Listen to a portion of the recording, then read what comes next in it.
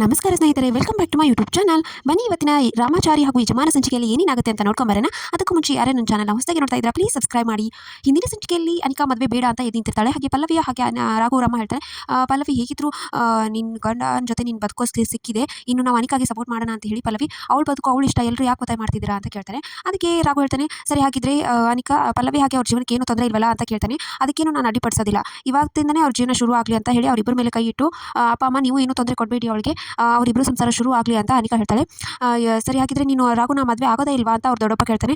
ಆಗೋದಿಲ್ಲ ಅಂದರೆ ಆಗೋದಿಲ್ಲ, ಈ ಊರನ್ನ ಕಟ್ಕೊಂಡು ಜೀವನ ಪೂರ್ತಿ ಕಷ್ಟದಲ್ಲಿರೋಕ್ಕೆ ನನಗೆ ಇಷ್ಟ ಇಲ್ಲ, ನಾನು ಆಗೋದಿಲ್ಲ ಅಂತ ಹೇಳಿದ್ದೀನಲ್ವಾ ಅಂತ ಅನಿಕಾ ಜೋರಾಗಿ ಮಾಡ್ತಾಳೆ. ಅದಕ್ಕೆ ನೀನೇನೇ ಹೇಳೋದು, ನಾನೇ ಹೇಳ್ತೀನಿ ಅಂತ ರಾಘು ಸಡನ್ನಾಗಿ ಎದ್ದು ನಿಂತ್ಬಿಡ್ತಾನೆ. ಎಲ್ಲರೂ ನೋಡಿದವರೆಲ್ಲ ಶಾಕ್ ಆಗ್ತಾರೆ. ಆಮೇಲೆ ಅಜ್ಜಿ ಕೇಳ್ತಾಳೆ, ನೀ ರಾಘು ನಿನಗೇನು ಆಗಿಲ್ವಲ್ಲಪ್ಪ ಅಂತ ಕೇಳ್ತಾರೆ. ಏನೂ ಆಗಿಲ್ಲ ಅಜ್ಜಿ, ರಾಘು ದೊಡ್ಡಪ್ಪ ಸಂಗೀತ ತುಂಬ ಥ್ಯಾಂಕ್ಸ್ ಇವಳು ಬನ್ನ ಬಯಲು ಮಾಡಿಸಿದ್ದಕ್ಕೆ ಅಂತ ಹೇಳ್ತಾನೆ. ಈತ ಮುರಾರಿ ಚಾರುಗೆ ಕಾಲ್ ಮಾಡಿ, ಚಾರು ಮದುವೆ ನಿಂತೋಯ್ತು, ರಾಘು ಈ ಥರ ಇದನ್ನು ಮಾಡಿದ್ದಾನೆ, ನೀನೇ ಲೈವ್ ಆಗಿ ನೋಡು, ಝಾನ್ಸಿಗೂ ತೋರಿಸು ಅಂತ ಹೇಳಿ ವಿಡಿಯೋ ಕಾಲ್ ಮಾಡಿ ತನ್ನ ಸೊಂಟದಲ್ಲಿ ಸಿಗಿಸ್ಕೊಂಡು ಹೋಗ್ತಾನೆ.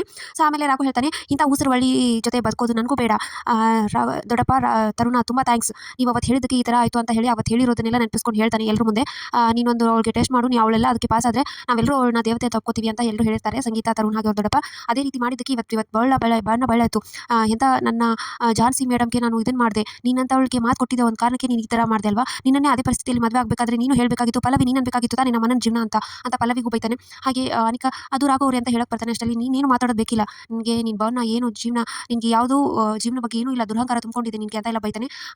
ಝಾನ್ಸಿನ ಹೊಗಳ್ತಾ ಇರೋದಕ್ಕೆ ಝಾನ್ಸಿ ಹಾಗೆ ಚಾರು ಇಬ್ಬರು ಖುಷಿಯಿಂದ ಇದು ಮಾಡ್ತಿರ್ತಾರೆ.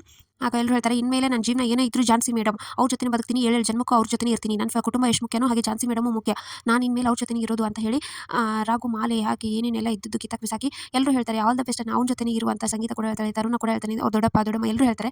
ಸರಿ ಆಯಿತು, ನಾನು ಇನ್ನೊಂದು ಜಾಸ್ತಿ ಮೇಡಮ್ನ ನೋಡಬೇಕು ಅಂತ ಅಲ್ಲಿಂದ ಓಡೋಗ್ತಿರ್ತಾನೆ. ಆಮೇಲೆ ಝಾನ್ಸಿ ಕೂಡ ಚಾರುಗೆ ನೋಡು ನೀನು ರಾಘು ಸಿಗೋದೇ ಇಲ್ವಲ್ಲ ಅಂತ ಅನ್ಕೋತಾ ಇದ್ದಲ್ಲ, ಇವಾಗ ನೋಡು ಯಾವ ಥರ ಆಯಿತು, ನಿನ್ನ ಅಳು ದೇವ್ರು ಕೇಳಿಸ್ಬಿಡ್ತು ಅಲ್ವಾ ಅಂತ ಚಾರು ಹೇಳ್ತಾಳೆ. ಹೌದು, ನಾನು ಇವಾಗಲೇ ರಾಘುನ ನೋಡಬೇಕು ಅಂತ ಅವಳು ಅಲ್ಲಿಂದ ಓಡೋಗ್ತಾಳೆ.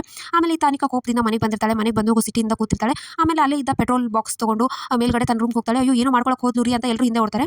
ಅನಿಕಾ ಅವರ ಅಪ್ಪ ಅಮ್ಮ ದೊಡ್ಡಮ್ಮ ಅಣ್ಣ ಹಾಗೆ ಮನೆ ಕೆಲಸ ಎಷ್ಟು ಓಡೋಗ್ತಾರೆ. ಅನಿಕಾ ಬಾಗಿಲು ತೆಗಿಯಮ್ಮ, ಏನು ತಗೋಬೇಡ ದುಡುಕಿ ಅಂತ ಎಲ್ಲ ಹೇಳ್ತಾರೆ. ಬಾಗಿಲು ಹಾಗೆ ದುಗಿಸಿ ಓಪನ್ ಮಾಡ್ತಾರೆ. ಅನಿಕಾ ಏನು ಮಾಡ್ತಾ ಇದೆ, ನಾನು ಸಾಯ್ಬೇಕು ಅಂತ ಅನಿಕಾ ಹೇಳ್ತಾಳೆ. ನಿನ್ನ ಸತ್ರ ಎಲ್ಲ ಪರಿಹಾರ ಆಗುತ್ತಾ ಅಂತ ಅವ್ರ ಅಮ್ಮ ಕೇಳ್ತಾಳೆ. ಅದಕ್ಕೆ ಅನಿಕಾ ಸ್ಟಾಪ್ ಆಗ್ತಾಳೆ. ಸೊ ಇಷ್ಟಿತ್ತು ಇವತ್ತಿನ ಸಂಚಿಕೆ. ಸೊ ವಿಡಿಯೋ ಇಷ್ಟ ಆಯ್ತು ಲೈಕ್ ಮಾಡೋದನ್ನ ಮರಿಬೇಡಿ. See you in the next vlog. Bye.